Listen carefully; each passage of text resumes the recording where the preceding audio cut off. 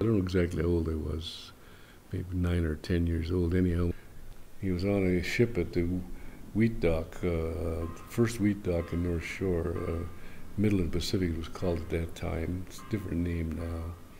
Anyhow, my mother sent me down there to bring some sandwiches to my dad, so I did.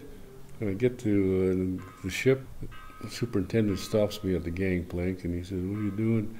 I said, "My mom asked me to bring some sandwiches to my dad." He said, "What's your name?" I said, "Victor Guerin." "Oh yeah," and he told me which hatch he was in. So I went up to the number 2 hatch and I'm looking down, I can't see him. They're carrying big sacks about that wide on their shoulders and stowing them into the sides of the ship and everything, and in the forward end close to the bulkhead and the after ends. Finally, he got it, dropped his sack and came around and I saw his face. I said, "Oh, Dad, Dad." So I gave him his sandwiches and he says, "Oh, just put them there and it'll be all right."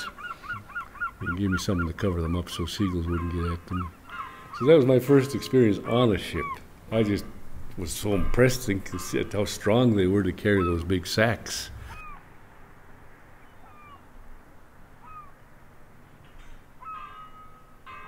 But in those early years, we were still loading lumber by hand and running around with sacks on our shoulders.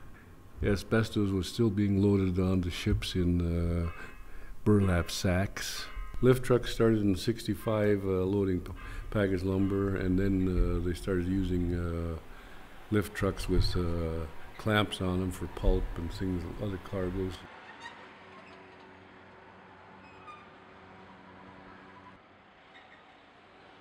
Yeah, the philosopher W. Armstrong came out with a statement saying that mechanization was going to destroy so many jobs that the day would come when corporations would have to start parting with some of their profits in order to feed, clothe, and house people.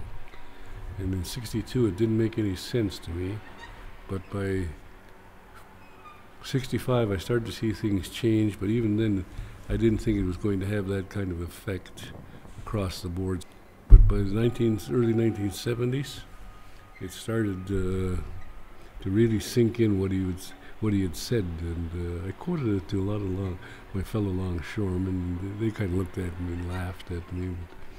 But as time went on, you could see the workforce dwindling, and the union membership basically not growing anymore, because there was not the same need for men to handle the ships.